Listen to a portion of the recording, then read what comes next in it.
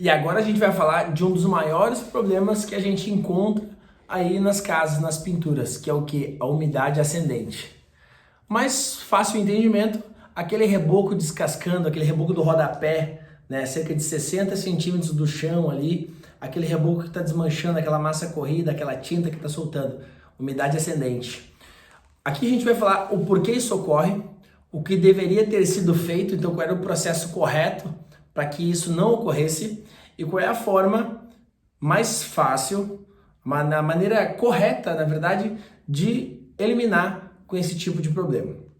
Então, a gente voltando na raiz desse inconveniente, lá na parte da construção, né? Então, quando o construtor está fazendo lá o baldrame, o alicerce, é muito importante que esse alicerce, esse concreto, normalmente ele vem das concreteiras, ele já tenha um aditivo de alta performance para impermeabilizar esse concreto.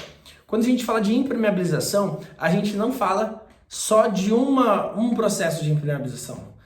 É um sistema de impermeabilização que vai ter várias camadas que impermeabilizam e uma é um processo de blindagem da outra. Então, se um processo falha, eu vou ter um segundo ou um terceiro. Isso para todo tipo de impermeabilização, seja para um alicerce, seja para uma parede de alvenaria, seja para uma impermeabilização de uma piscina. Nunca vai ter um processo só. Nunca vai ter um processo só. Sempre vai ter um sistema de proteção, um mecanismo que se falha um, eu vou ter um segundo ou um terceiro para evitar que essa água percole, certo? Então, quando a gente fala da construção desse alicerce, da produção, já deve ter um aditivo que impermeabilize. Então, esse seria o primeiro processo de impermeabilização da nossa casa, certo? Posteriormente a isso, a gente precisa fazer uma espécie de um reboco na volta desse alicerce, desse baldrame. Sempre. Porque quando eu desenformo aquele alicerce, eu vou ter um baldrame irregular. E para mim ter uma boa impermeabilização, para mim ter uma boa pintura, quando a gente fala de uma alvenaria, eu preciso ter um reboco liso e uniforme. Isso vai garantir que eu tenha uma impermeabilização mais consistente, mais uniforme, certo? Então, qual é o processo? Eu já tenho meu reboco, o meu concreto do meu baldrame já impermeabilizado, eu vou vir fazer então uma capa, um reboco em cima desse meu baldrame. O processo correto é o seguinte: você vai primeiro fazer um chapisco. Esse chapisco já tem que estar aditivado com plastificante, com produtos que já te tragam uma impermeabilização. Então, você vai chapiscar a volta do teu baldrame, já com aditivos impermeabilizantes. Posteriormente a isso, quando secar, você vai vir então com um reboco uma capa sobre esse chapisco, cerca de 1,5 cm, ou pelo menos no mínimo 1,5 cm. Você vai fazer essa massa com aditivos impermeabilizantes. Então você vai comprar um aditivo impermeabilizante, colocar na medida correta desse reboco e você vai fazer uma capa rebocada, bem lisa. Você vai ter então um segundo processo de impermeabilização, certo? Posteriormente a isso, esse reboco curado, você vai vir então com o quê? Com um produto asfáltico, né, que é o mais utilizado pelo mercado e eu diria que 90% das vezes utilizado da maneira errada. Quando a gente fala de impermeabilização asfáltica, a gente precisa ter uma camada mínima para isso, né? Eu fazia atendimentos a obras, né? A gente fazia acompanhamento quando eu trabalhei em uma das maiores indústrias de impermeabilização para construção do mundo.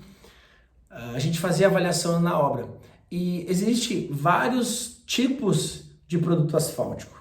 O mais utilizado é o errado, que é um produto líquido, muito fluido, parece um balde de café, que é utilizado com uma brocha sobre esse alicerce, só que a camada é muito fina.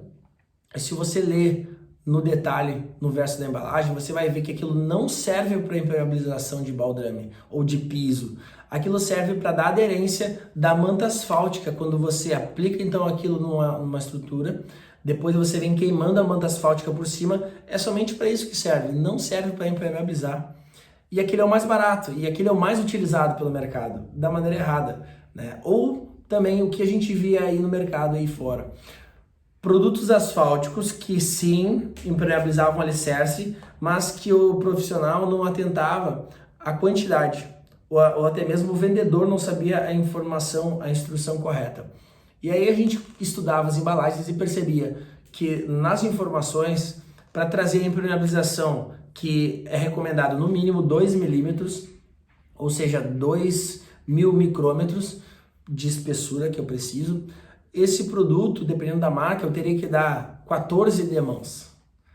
E a gente sabe que isso não vai acontecer. Você vai contratar um profissional, imagina ele ter que dar 14 demãos no intervalo de 8 horas entre demãos, isso não vai acontecer. Então essa estrutura não vai ser impermeabilizada da maneira correta. O que eu preciso então para impermeabilizar da maneira correta? Comprar um produto que seja o suficiente com 2 demãos, ou seja, são produtos à base de asfalto, que são flexíveis, que tem uma camada, que tem uma densidade maior, um produto mais espesso. E aí você vai utilizar 2 demãos, aonde você tem a parte de cima e as laterais desse baldrame. Aí você vai ter um baldrame com a 3ª camada de impermeabilização. Ou você vai aplicar então um produto de boa qualidade, em 2 demãos fartas, que vai ter no mínimo 2 milímetros, ou você vai comprar esse primeiro produto que eu falei, que ele é bem líquido, bem aguado. Você vai dar uma demão só, vai ficar aquele aspecto um pouco preto em cima do alicerce, e aí você vai vir com uma fita asfáltica, já tem algumas até na medida certa do baldrame. O baldrame normalmente ele tem 15 a 20 centímetros, tá? 15 a 20 centímetros. E aí você vai vir utilizar esse produto bem líquido, em uma demão, e aí depois você vai vir com essa fita asfáltica, tira, ela tem uma espécie de um adesivo, e aí você vai só moldar ele por cima, você vai só friccionar ele na volta desse baldrame. E aí você vai ter já uma camada de 2 milímetros sem precisar dar demãos. Qual é o segundo problema que ocorre? O profissional faz, às vezes, da maneira correta, mas continua a obra passando por cima. Ele segue passando carrinho, esfregando, passando com ferramentas por cima, passando andame, esfregando, e cada vez que vai passando, vai perdendo o asfalto que tem ali em cima. Então, eu preciso fazer esse processo um pouco antes de eu assentar o tijolo, e eu botar alguma espécie de um papelão, uma lona, para evitar esse desgaste dessa película, porque ela vai sumir. E se eu não tiver uma película no mínimo 2 milímetros, a probabilidade de a água infiltrar é muito grande. Então, você impermeabilizou da maneira correta, aplicou o asfalto ali, perfeito. Esse seria, então, o processo correto, que não teria como a água percolar por cima. Quando a gente fala da umidade, pessoal, a água, ela está no solo. Não é que ela está só lá perto da parede da rua onde está chovendo. Ela está no meio também, onde tem terra, ela está encostada. A água está ali. Essa água, ela sobe por capilaridade. Significa que a água vai para onde está seco. E quando ela está no solo e você tem um alicerce aqui em cima, a água percola para cima desse alicerce e do alicerce ela vai subindo para o tijolo. A umidade, pessoal, ela não passa de 1,20 m, certo? Então, a maioria das vezes já está com um problema, O teu cliente já está ali com a situação daquele reboco descascando, com a tinta soltando, com a massa desplacando.